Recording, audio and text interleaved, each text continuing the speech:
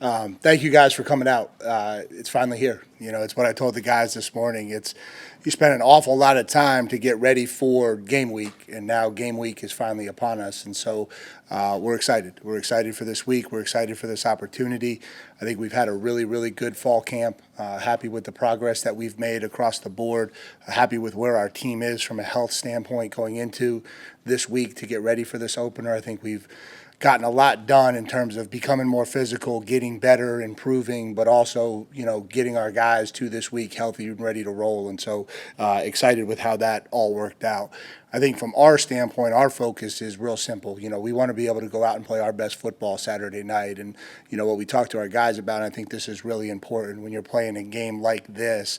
The focus has to be on all the little details from today through Saturday that give us the opportunity to go out Saturday night and perform like we want to. And the challenge I laid on them was go out there every day and outwork Notre Dame.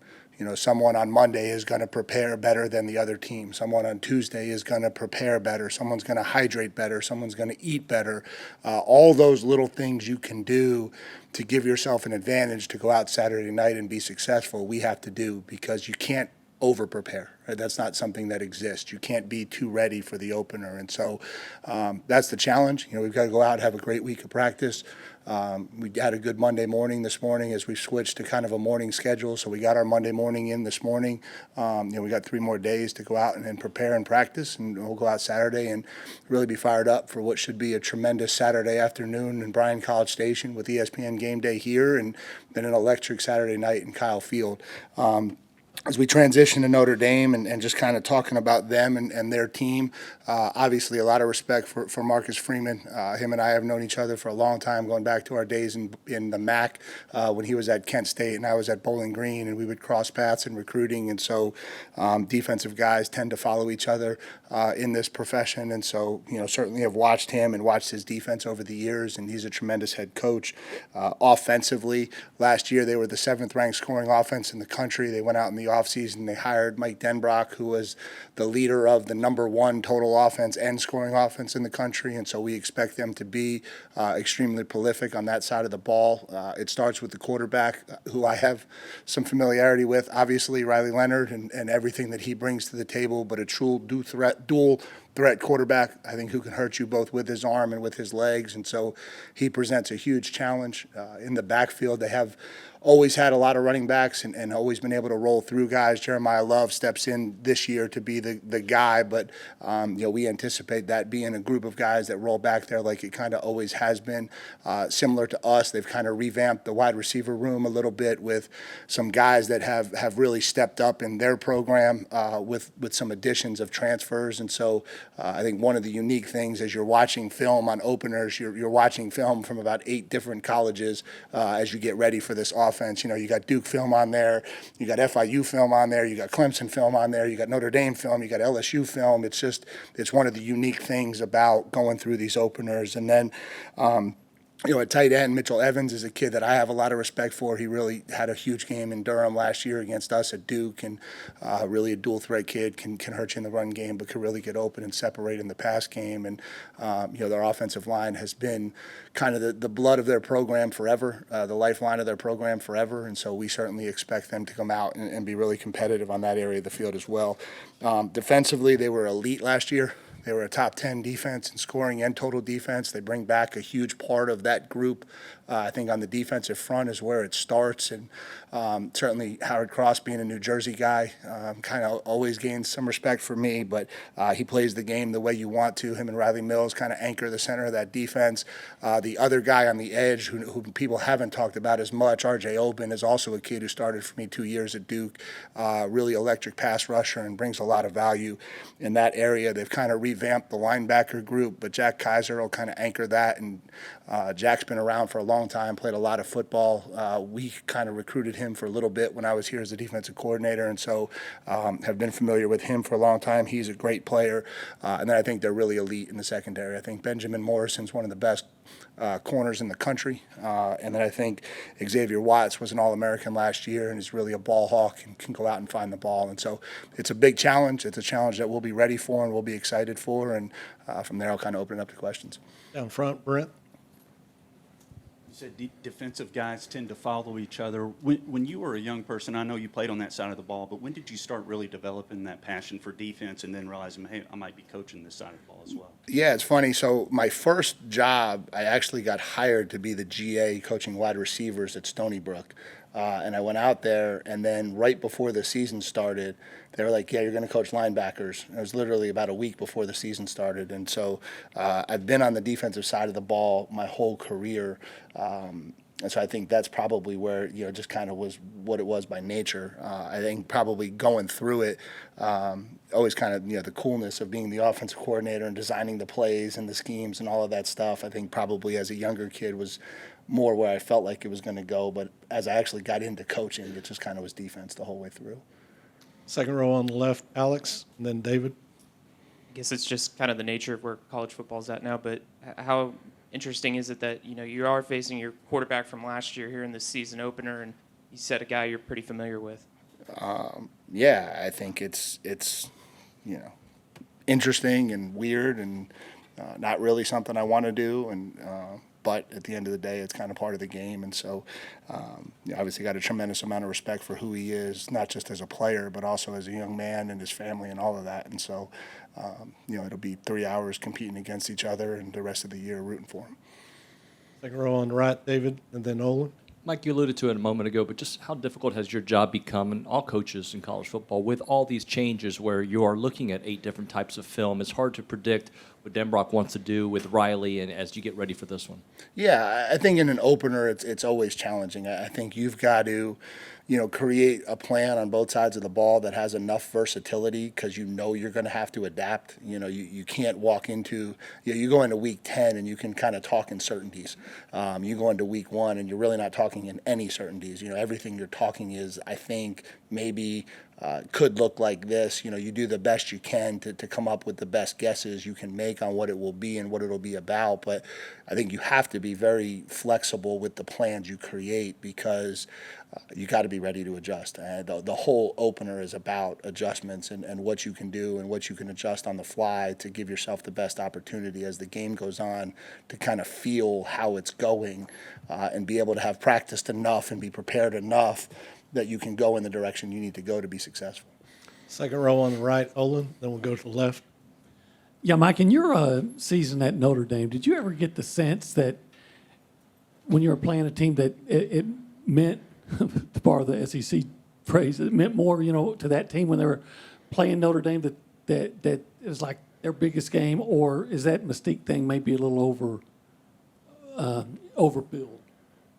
Well, man, that's a loaded question, OB, because I don't know that I can answer that one right. I have a lot of respect for the brand that Notre Dame is. I think it's an iconic brand. I think it's recognizable across the country for sure. I don't know that for us this is necessarily tremendous excitement because it's Notre Dame. I think it's tremendous excitement because we're playing a national brand who's ranked 7th in the country in our home opener with a lot of eyes on the game. And so I think from that perspective, that's kind of how I think it's viewed. Front left, Cease, and then Battalion right next. Actually, my question's along that same line. Your time at Notre Dame, what impressed you most about their program? We hear a lot about Notre Dame, but you were there, the fan base, the program. What impressed you most when you left there, took from that? Yeah, I think just the history and tradition around it. I think being a sports fan growing up, being a kid who has always followed college football, it's one of those programs that when you walk in the building, there's so much history and tradition in that building. When you're seeing the Four Horsemen and you're seeing some of the old Heisman Trophy winners and some of the old memories, it's one of the more tradition-rich programs in the country. Stay on the left, front row, Battalion. Hi, Mr. Elko. I'm Shalina Sabi with the Battalion, and I know you mentioned that Notre Dame was part of the top 10 defense last year. So going based off of that, how is offense going to implement all 3 backs against one of the better run defenses in college football? Yeah, I think that'll be one of the challenges within this game. I think they don't give you a lot of soft surfaces to run the football. I think we're going to have to find some. We're going to have to make some with our offensive line. We're going to have to make some with our tailbacks. We've challenged them that's going to be the game a little bit. Some teams play you in these soft boxes where you have a lot of run angles. Notre Dame won't for the majority of the night, and so we're going to have to get creative in how we create opportunities for our backs to get some space and get going. Third row on the right, Christy. So since you've been hired, you've spent months putting together your team, getting it ready, talking about the team. Now that it's, almost your official debut as the coach, what are your feelings and emotions? How are you feeling this week now that it's here? Yeah, so it's funny. I was thinking back through this a little bit. There will be a moment walking down the tunnel for sure where it hits you, kind of where you are and where you've gotten to in life. I think that will certainly be a little bit of a surreal feeling following the drums down the tunnel onto Kyle Field for the first time. Outside of that, it's really, you're just focused on helping these guys get the result that they want, right? It's about trying to find every angle you can, every little detail you can to pour into this game plan to give them the best chance to be successful. And you really don't have a lot of time as a coach to just kind of sit back and think about those types of things. It's literally just head down and go. But I'd be lying if I didn't say there'll be something a little special when you're walking down the tunnel for the first time. Third row on the left, Mark. Coach, you were talking about Riley and playing him and the offense that they've implemented. Obviously, it's going to be really different from what you guys had at Duke. Knowing his instincts and what he likes to do, is that still something that is an asset to you as you go into game planning? No, I would argue that he has more of an upper hand than we do because he's probably a little bit more familiar with this defense than most quarterbacks we play. And not that it's the exact defense we ran at Duke. It's obviously blended together with what we've done and with what Coach Bateman brings to the table. But I think we don't have a ton of comfort as a program going against this offense. We haven't defended it for a single snap. I think 2 years going against some version of this defense that's similar to what he'll see Saturday night probably gives him a little bit more of an advantage than it does us. Far right side, Coach Chip.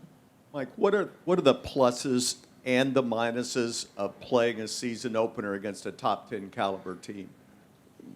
Yeah, I think the pluses are the attention you have of your players for the last 8 months. I think when you have this type of game, the sense of urgency you have in a preparation standpoint, the sense of urgency we had in training camp, you'd like to say that's because of the coaches, but I'm certain that the opener plays a huge role in that, and then we did. We had a really good training camp. I thought the kids were really locked in and focused, and I think that's probably the pluses of it. Obviously, the negative of it is it's an opener, and when you have an opener and you're playing a game that's going to be very competitive, there's not tremendous margins, and you're going to have to come out of the tunnel opening night and execute at a really high level. You're going to have to play penalty-free football. You're going to have to play turnover-free football. You're not going to have a lot of time to ease into this new program, these new systems that we're running. You're going to have to go out there opening night, and they're going to have to be firing on all cylinders. And so, that is obviously the challenge we had to take on, and I think we've done it to the best of our ability. Coach back behind the lights on the left, Tyler. Coach, during camp, you talked about, the defensive line of this team and the offensive line that has, had to, maybe play catch up. On their side, they've had a lot of injuries. The offensive line, their defensive line has been a strength for them last year. So how much, I guess, are those matchups on the lines of scrimmage going to be, critical in this game? Yeah, I think they're critical in every game. I think, the way you control the line of scrimmage dictates game flow so much. If you can win the line of scrimmage on defense and affect the quarterback and limit the running game, you put the other team behind the 8 ball and put them in situations where they're very uncomfortable and they have to play faster than they want to. I think offensively, if we can control the line of scrimmage and create clean pockets for Connor and create running lanes for our backs, I think that makes the game really easy and makes game flow really easy. And so I don't know that it's any more or less in the opener than it is every week. I think we've got to be a team that establishes the line of scrimmage on both sides of the ball, and I think in this one, certainly that'll play a huge role in dictating the outcome of the game for sure. Back behind the lights on the right, Ben? Coach, just want to ask about college game day coming to town, like what that means for you guys. You know, I know you're focused on the game, but kind of going off of that as well, I know you've talked about, you know, substance over style in terms of how you message your program out there. I wonder how you try to find the balance between, you know, still promoting and marketing your program to the, you know, the best you can, especially with an opportunity like this, while still, you know, not maybe getting into the superficial stuff and you know, staying on message, so to speak. Yeah, I think you could market your program in substance. You know, I think if you look at what we're doing on social media right now, we've been significantly more active. There's been more posts. I think there's been more creative content going out. That's all intentional. I think marketing our program is something you have to do in this day and age of college football because your recruiting is still the lifeblood of what you're doing, and recruits live on social media. And so that's a very intentional piece of our program. I don't know that goes in line with substance. It's just what you're marketing and what we're marketing this program to be about. You know, and then when you have College Game Day coming to campus, I think you're talking about significant eyes turning to College Station. You know, they're going to see Aggie Park for the first time. You know, there's going to be millions of people looking at Kyle Field in their living room on Saturday morning as they get ready for the first weekend of college football. That's a tremendous opportunity for our program and for the marketing of our program. And so, I would never mistake us for not trying to market our program at a really high level. I just think you can market substance, and I think that's what we try to do. Second row on the right, Carter, and then Travis. Hey, Mike. I'm wondering how you assess Notre Dame's offensive line, and maybe there's a challenge evaluating a group that has 6 combined starts among them. Yeah, I think about it probably a little different than you guys from this perspective. I just think, you know, Notre Dame has recruited offensive line really, really well for a really long time, and if they have young kids that have entered into the starting lineup, it probably means they're NFL draft picks. You know, and so when you say, you know, he's a freshman starting on the offensive line at Notre Dame, my gut would be, if you went back and researched that would end with he got drafted in the first round significantly more often than not. And so, you know, I think the 6 starts, you know, maybe is a concern for them to some degree just in the opener, but you know, I'm sure these young kids that they're putting out there for the first time are extremely talented, and that's why they've won the starting jobs that they've won. And so that's certainly how we're preparing. We're preparing for a typical Notre Dame offensive lineman that's going to be really big and really talented and try to control the line of scrimmage. I think they've been a finalist for the Joe Moore Award more than they haven't in the last 8 years. And so, I would just imagine they've got some really talented young kids playing. Down front, Travis, you'll wrap us up. Hey, Mike, coming out of fall camp, how healthy are you? Is there anybody you expect to miss or be limited other than Ruben? No, I think Ruben's our only guy. I think everybody else was at practice this morning rolling, and a couple kids with nicks and bruises, but nothing that's holding them back or holding them out of practice. So, it was a really successful fall camp from that perspective. And when you look at wide receivers, does it behoove an offense to have a guy who is the guy, the number one, or is it better to have it spread across, or does that not really matter when you look at that from wide receiver perspective? I think it's obviously nice to have a guy who's a number one, because that means you've got a guy that commands attention. And you know, we'll find out Saturday night, but I believe we have that. And then if that guy commands attention, then that creates opportunities for other people. If they don't give him the respect he deserves or leave him more single cover, then he can take over a game. And I think that's the benefit of having a number one. But you need more than that. Because if it's just one and it's just one guy, that becomes a little bit too easy for teams to take away. And so, I think our wide receiver group is real excited to go out there Saturday night and kind of show what they've become. And so we're excited to watch them do it.